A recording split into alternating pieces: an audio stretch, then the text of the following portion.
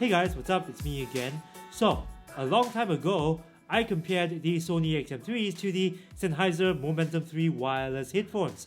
But since then, there have been so many software updates for both of these headphones that it simply does not make any sense not to take another look because they've both had some improvements to their performance. So, I think it's gonna be interesting to see how they compare right now in terms of things like phone call quality, sound quality, and noise cancelling performance. Now, if you recall, back then, the Sennheisers had better phone call quality than the Sonys. They were simply better at background noise cancellation, and my voice also sounded more natural on the Sennheisers compared to on the Sonys. Will things be different this time with the new firmwares? We'll see about that.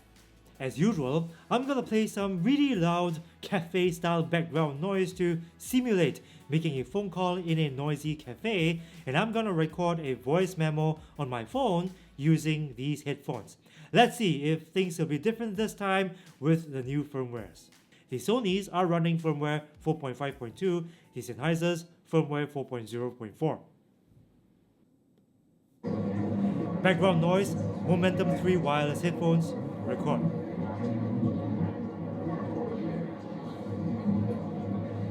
The quick brown fox jumps over the lazy dog.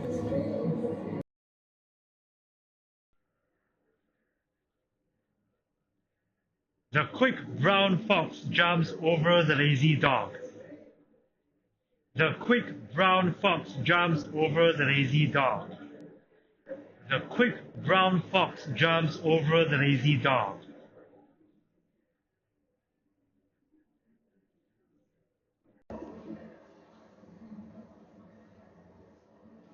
The quick brown fox jumps over the lazy dog. The quick brown fox jumps over the lazy dog. The quick brown fox jumps over the lazy dog.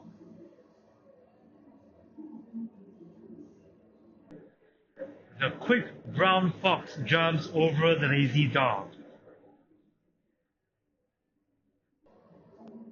The quick brown fox jumps over the lazy dog. The quick brown fox jumps over the lazy dog. The quick brown fox jumps over the lazy dog. So it seems like the Sennheiser's phone call quality is still better than the Sony's. It's got better background noise cancellation. Background noise was barely noticeable at all, was very quiet. And you noticed that the moment I stopped speaking, background noise receded back to being like barely noticeable. Whereas with the Sony's, even when I'm not speaking, you still get some background noise. However, my voice through the Sonys now sounds way less bloated than when I first compared them, and so it now sounds a little more natural than the Sennheisers. But in my opinion, the Sennheisers with its super quiet background noise cancellation still takes this round. Now let's move on to the noise cancelling test. As usual, I'm gonna play the same background noise that I played before, and let's see which of these headphones with the latest firmware has better ANC.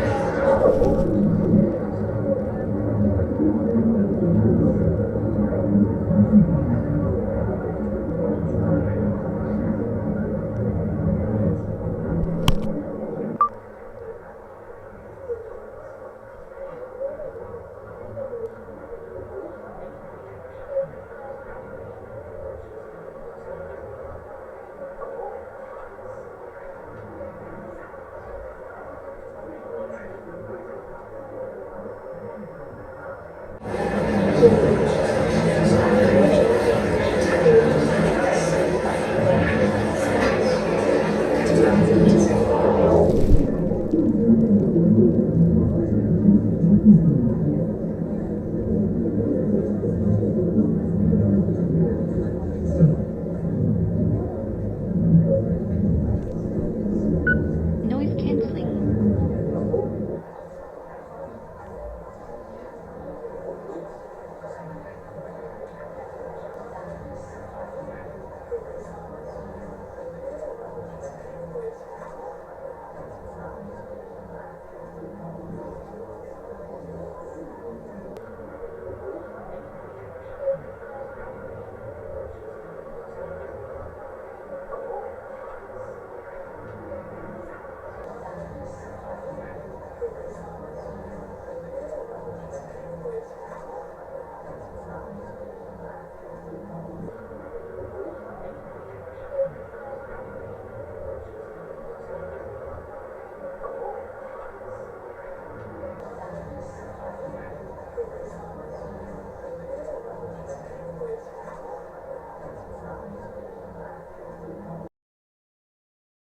wow, so the Sennheiser's noise cancelling performance has actually improved.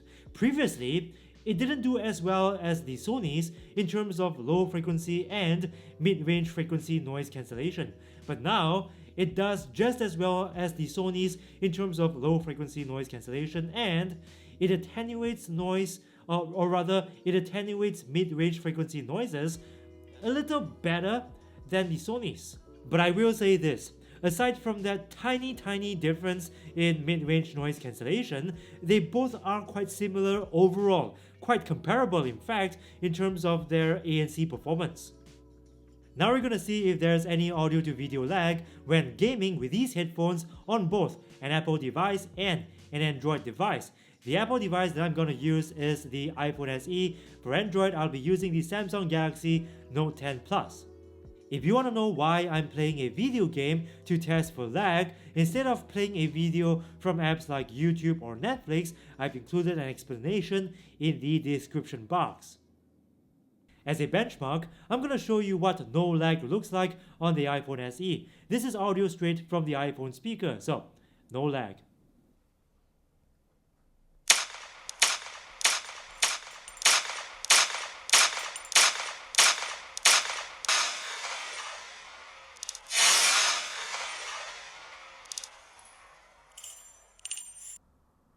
Now, the Sony WH-1000XM3s, then the Sennheiser Momentum 3 wireless headphones. And then we repeat the same test on the Galaxy Note 10 Plus.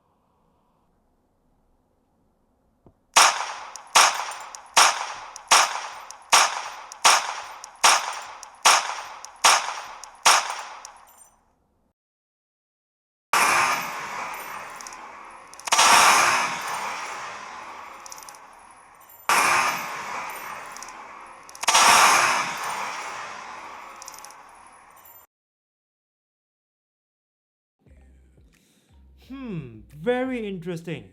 On an Apple device, the XM3s had a little less lag than the Sennheisers, but on Android, the situation was reversed. The Sennheisers did a little better than the XM3s.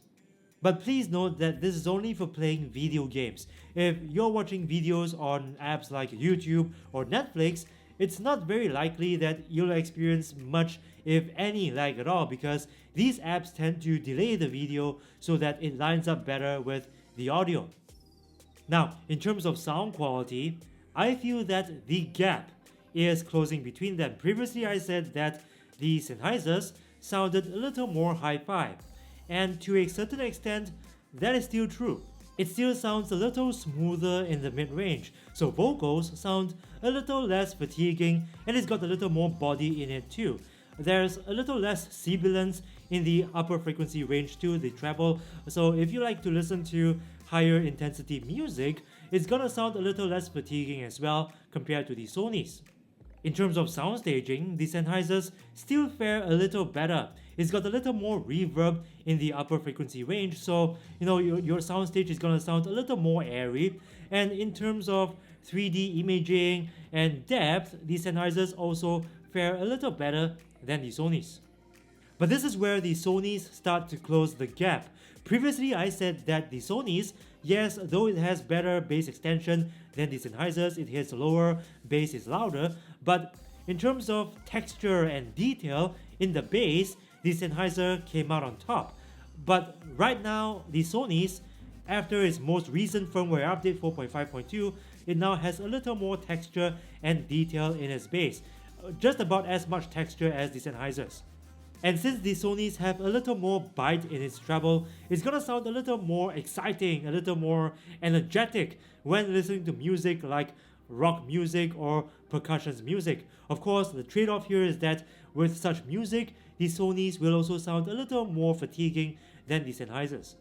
So, although the Sennheisers still sound a little more hi-fi, the Sonys are rapidly closing the gap, and as of this moment, they sound almost as good as the Sennheisers.